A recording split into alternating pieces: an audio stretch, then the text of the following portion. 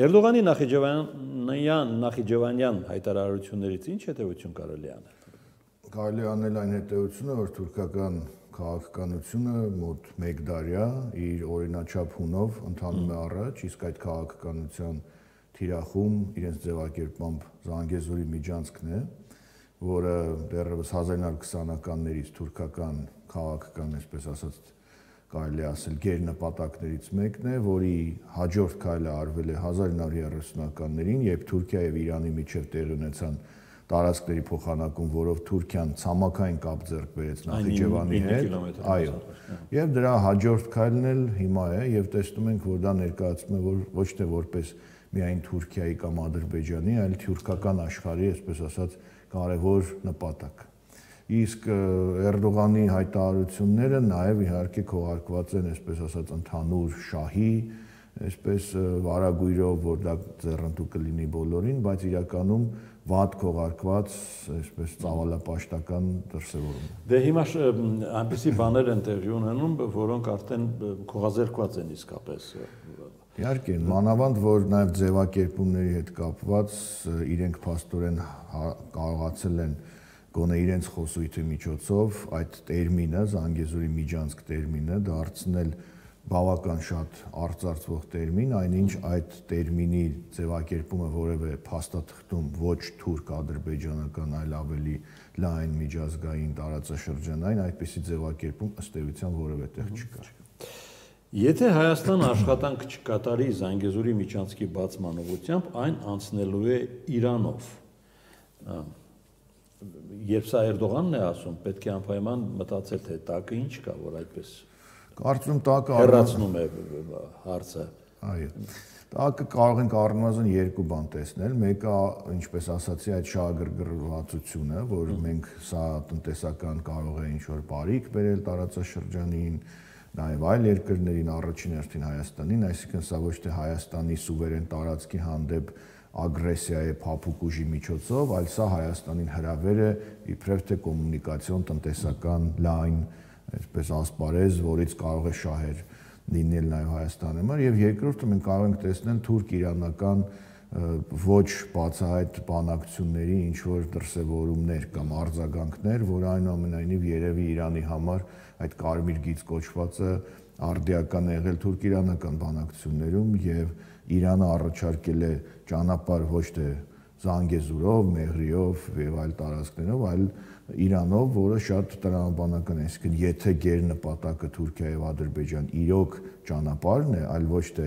Հայաստանի։ Չէ, այստեղ տարբերությունը Էրդողանը օգտագործում է միջանցք տերմինը, Ալիևը օգտագործում է միջանցք տերմինը։ Միջանցք, այո։ Իրանը համաձայնել է միջանցք, Ես չեմ կարծում։ Չէ, կհամաձայնի միջանցք, ապա Ես չեմ կարծում, որ Իրանը կհամաձայնվի միջանցք, կհամաձայնվի ճանապարհ։ Ինչով է շահագրգռը։ Ես ենթադրում եմ, որ համոզում են Իրանին, չէ՞։ Ես ենթադրում եմ, որ փողզիջում է սա, որ եթե Իրանի կարմիր գիծը սա է, ուրեմն փորձեն ճանապարհը այնուամենայնիվ անցկացնել, իրենց երազած ճանապարհից կիլոմետրերով հեռու, այն Դե ոչ շատ հեռու, այո, կիլոմետրերով ասել եմ մի քանի կիլոմետր հեռու, այն ենթադրում եմ հեռար նպատակով, որ հաջորդ քայլում, երբ որ Իրանի համար միգուցե այդքան էլ կարմիր չլինի գիծը, ելի իրենց նպատակը վերակենդանացնեն, եթե իհարկե այդ ընթացքում չկարողանան հասնել գերնպատակին, այսինքն հաղթահարեն Իրանի այսպես զսպող որոշակի քայլերը եւ կարողանան հասնել։ Ես ճիշտն ասած այդ նրանց ռազմական ռետորիկան Ադրբեջանի, Թուրքիայի եւ նաեւ վերլուծաբանների թուրք-ադրբեջանական ամբողջ թուրքական մեդիայի այսպես որը ողողված է Զանգեզուրի նպատակներով եւ այլն, ես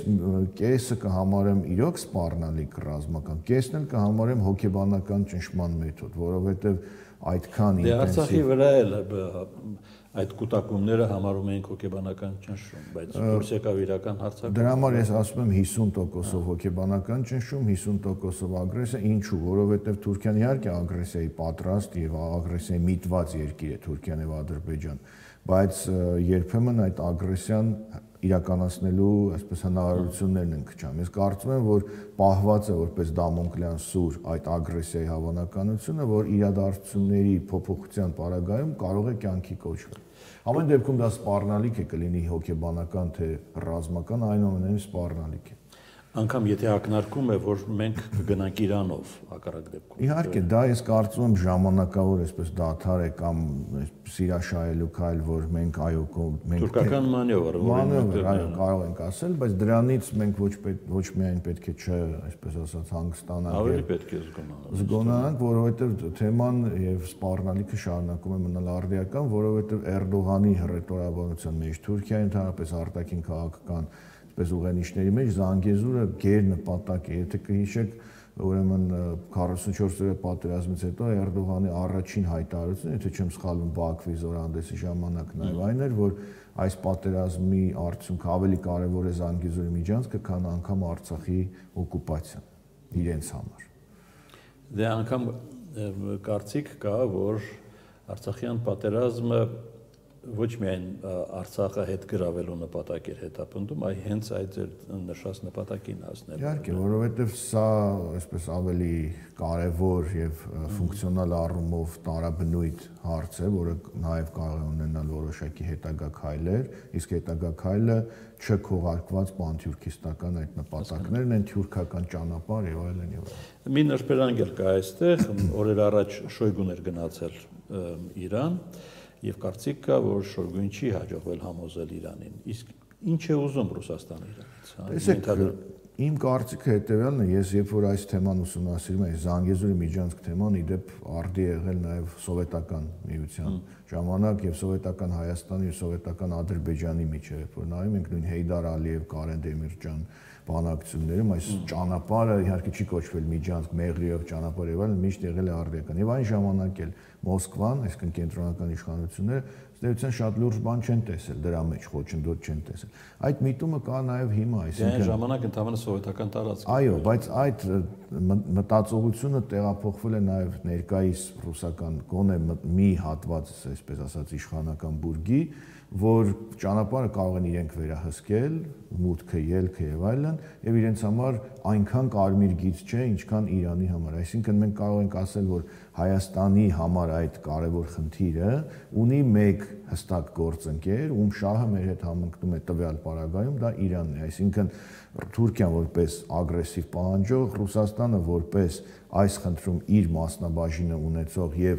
եւ Հայաստանին եւ Թուրքիային ինչ որ առումով ձեռնտու մի երկիր եւ Իրանը, որի համար անընդունել։ Ենթադրում եմ, որ ռուս-իրանական բանակցությունները նաեւ այդ ենթատեքստն են ունեցել եւ իրանական կողմի կարծում եմ, որ սկզբունքային դիրքորոշումը նաեւ դրսևորվում է գոնե այս բացահայտ ռետորաբանության մեջ, ինչի մասին արդեն խոսում ենք։ Այսինքն ռուսներին միջանցքն է հետաքրքրում, թե կարևոր չէ ռուսների համար, դա միջանցք է կոչվում, թե ճանապարհ, այլ վերահսկողություն։ Վերահսկողությունն է իրենց համար կարևոր, կարող են նրանք հասնել նրան, որ դա չկոչվի միջանցք։ Ալիևը իր ելույթներում ներքին լսարանի համար, Թուրքիան ներքին լսարանի համար դա կարող է անվանել միջանցք, իրավական առումով չձևակերպի որպես միջանցք եւ լինի ռուսական վերահսկողության ներքո մուտք։ Այսինքն եթե Հայաստանը անգամ համաձայներ ճանապարհի կոմունիկացիայի վերահսկողությունը թողնելով ռուսներին, այս աժոտաժը չէր առաջին այնտեղ։ Տեսեք, Հայաստանը ճանապարհի ըստ էության համաձայն է, բայց թուրքական նպատակները եւ նկարտումները լիովին այլ են։ Հետևաբար դա ոչ թե ճանապարհ է, դա ոչ թե ուղղակի կոմունիկացիոն հասարակ ինչ որ խնդիր է, այլ սա գերնպատակ է եւ իրենք չեն էլ թաքցնում կամ գոնե փորձում են քողարկել, բայց չի քողարկում։ Հետևաբար սա ավելին է, քան ճանապարհ, եղել է միշտ ավելին, քան ճանապարհ 1920-ականներին, 20-րդ դարում եւ հիմա էլ շարունակում է մնալ որպես կարևորագույն տարածաշրջանային նույնիսկ կարող ենք ասել համաշխարհային խնդիր, այսինքն Սյունիքը այսօր շարունակում է մնալ համաշխարհային քաղաքական պրոցեսների ծիրում, ոչ միայն Ռուսաստան, Իրան, Թուրքիա, ինչպես տեսնում ենք, այլև այս խնդիրը նաև հետաքրքիր է ոչ միգուցե շատ ուժեղ, շատ ակտիվ, բայց նաև արևմտյան բլոկին, այնպես որ սա մեծագույն աշխարհաքաղաքական համաշխարհային խնդիր է։